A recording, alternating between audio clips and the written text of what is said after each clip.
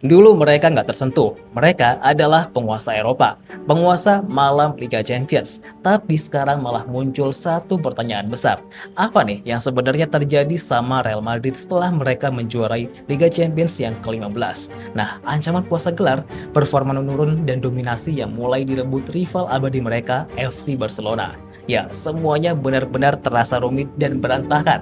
Mulai dari masalah manajemen, pelatih, dan pemain. Hingga pada akhirnya, kejayaan itu runtuh dalam waktu 2 musim.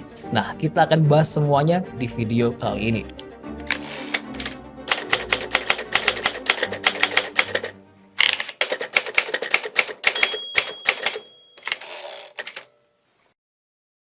Setelah mereka menjuarai Liga Champions yang ke-15, Real Madrid mulai berada di puncak dunia.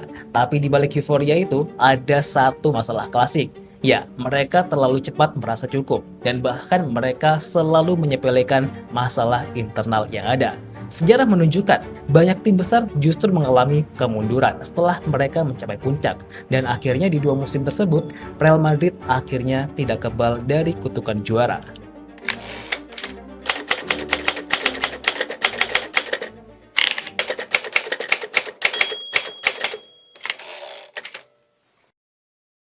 Mari kita mulai dari dalam tim. Real Madrid kali ini sudah mulai berada di fase transisi besar. Legenda besar mereka, Toni Kroos dan Luka Modric, udah gak ada lagi di dalam skuad.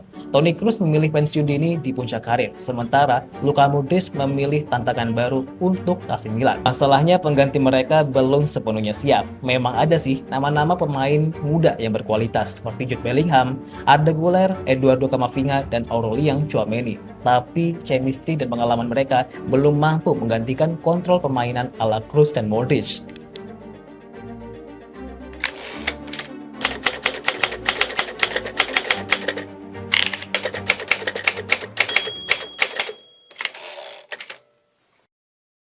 Di bawah Carlo Ancelotti, Real Madrid memang dikenal fleksibel, tapi akhirnya fleksibilitas itu malah justru menjadi petaka. Formasi sering berubah, peran pemain nggak konsisten, dan di laga penting, Real Madrid malah justru kehilangan tanpa arah. Coba deh bandingkan dengan Barcelona, yang punya sistem lebih jelas dan terstruktur. Real Madrid seringkali hanya mengandalkan momen individu, bukan sistem kolektif. Setelah itu, entah kenapa Real Madrid semakin kehilangan arah. Mereka memulai ketidakjelasan ini sejak era Xabi Alonso. Ya memang sih, banyak yang menilai Xabi Alonso adalah pelatih berkualitas setelah dia sukses bersama Bayer Leverkusen. Tapi itu hanyalah Leverkusen. Mereka bermain dengan skuad muda kolektif, bukan skuad bertabur bintang yang penuh ego. Di Real Madrid, tantangan besarnya adalah mengendalikan ego bintang di ruang ganti dan di lapangan. Dan benar aja, semuanya gagal total. Alonso dengan usianya yang masih muda dan minim pengalaman belum sanggup mengontrol ruang ganti mereka. Dan dari sini kubu manajemen malah menunjuk Arbeloa yang semakin minim pengalaman daripada Xabi Alonso.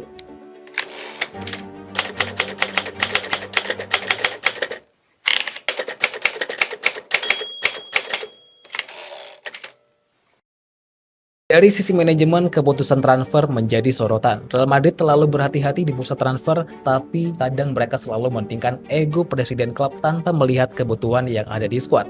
Ya, di sisi lain mereka juga menerapkan kebijakan hemat tapi selektif.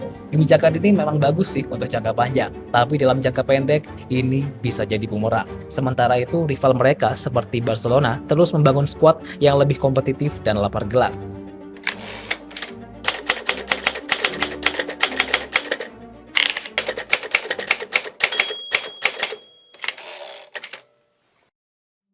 Real Madrid memang memiliki skuad berkualitas ketika mereka juara Liga Champions yang ke-15. Dari situ, Real Madrid ingin menambah kualitas skuad yang ada. Tapi sayang, terkadang kebijakan transfer dipimpin Florentino Perez tanpa melihat kebutuhan yang ada di skuad.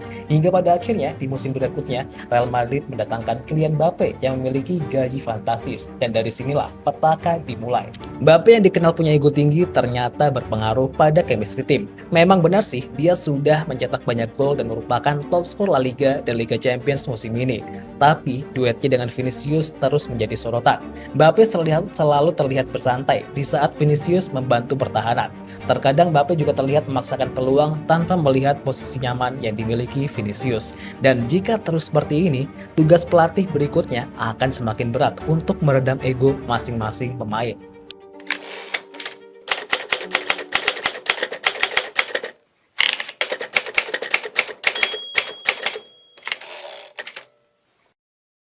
Ini adalah fakta yang paling menyakitkan bagi fans Real Madrid. Barcelona mulai kembali mendominasi. Di Liga Domestik, Real Madrid kesulitan mengejar konsistensi, sementara Barcelona tampil lebih stabil dan makin efektif. Ini bukan hanya soal kualitas pemain, tapi juga soal momentum dan kepercayaan diri.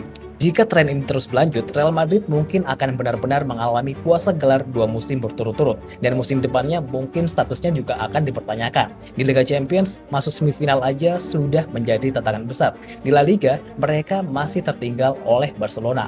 Untuk klub sebesar Real Madrid, ini jelas bukan standar mereka. Untuk keluar dari krisis, kira-kira apa nih yang harus dilakukan oleh Real Madrid? Coba tulis pendapat kalian di komentar. Jangan lupa like dan subscribe agar gak ketinggalan berita seru lainnya.